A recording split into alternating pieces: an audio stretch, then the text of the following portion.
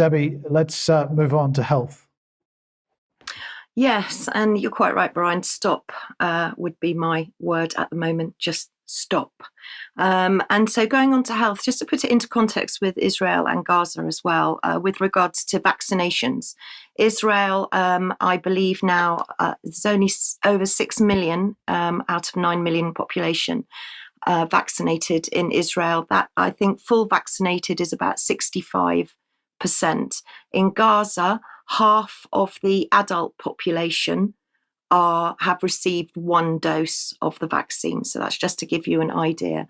And let's stay on Pfizer, because thank you to Cheryl Granger, our great friend, for sending me Igor Chudov's amazing newsletter. This article is in other publications as well, but I just wanted to give focus to Igor. And when it looks like Pfizer may go bankrupt, apparently. So the stock market may be waking up to the possibility that Pfizer may go bankrupt due to the upcoming COVID vaccine claims.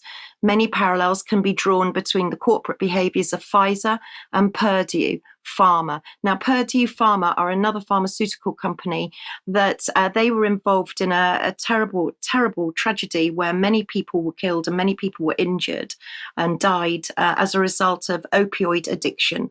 This goes way back. And so now we see that Pfizer could be in trouble. And if we go further on into Igor's blog, you can see that there's a comment there from the amazing Ed Dowd, who we will be speaking to very soon, who says that the legal protection granted to Pfizer by the PrEP Act will cease to protect it if significant fraud on the part of Pfizer is discovered. I think my question is if Pfizer do go bankrupt, then ultimately there's going to be nobody to claim from. So there's 2 ways of looking at it. But I'm going to go to the chart that's also on Igor's blog. And quite clearly, you can see there that huge red arrow there of Pfizer plummeting. That's the Pfizer stock PFE, valued at 25% less than 5 years ago. And as I understand it, Moderna is going exactly the same way. So both Moderna and Pfizer in financial trouble. So keep an eye on those stories. But staying on mRNA, and thank you very much to the viewer who sent me this story from Nexus Newsfeed about AirVax, which is the latest mRNA delivered into your lungs. Now, we know that the mRNA agenda is still very much on, and we know that mRNA should never have been rolled out to anybody. And all of our experts have said, please, if you've had mRNA, please don't have any more.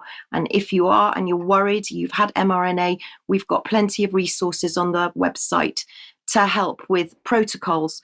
But this is an mRNA that's delivered straight into the lungs. So if you're frightened of needles, don't worry, because this could vaccinate the masses. And I'll take people back to Operation Sea Spray, which was back in the 50s, where they sprayed San Francisco Bay.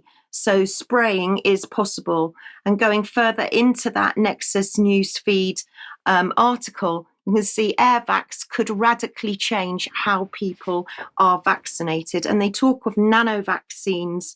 And again, they talk of no needle delivery. And we talked last week about how mRNA should never really have been given through a needle. And not that it should ever have been given in the first place, but it shouldn't have been given through a needle. And we were now looking at medical devices, needle-free devices. So staying on injections, the next story is, why do I feel sick after getting the flu shots? Well, according to Dr. Kerry Althoff, who's an epidemiologist at Johns Hopkins, she says that you're going to feel sick after you've had the flu shot or the COVID booster because your immune system is working hard to make sure that the vaccine does its job. And she actually says in the next slide that if you felt unwell first time round, expect to feel the same next time round, which is, really reassuring, isn't it? I don't think. But then even then, going further on into the article, it says, if you still get flu after having the flu jab, don't be alarmed, because we change the flu jab every single year. So don't worry. And you might just feel less ill for less amount of time, which again is not terribly reassuring. It also goes on to say that the COVID and the flu booster, the COVID booster and the flu shot can be given together. And clearly we know that there is no safety data at all to say that both injections are safe to be given together. So please bear that in mind.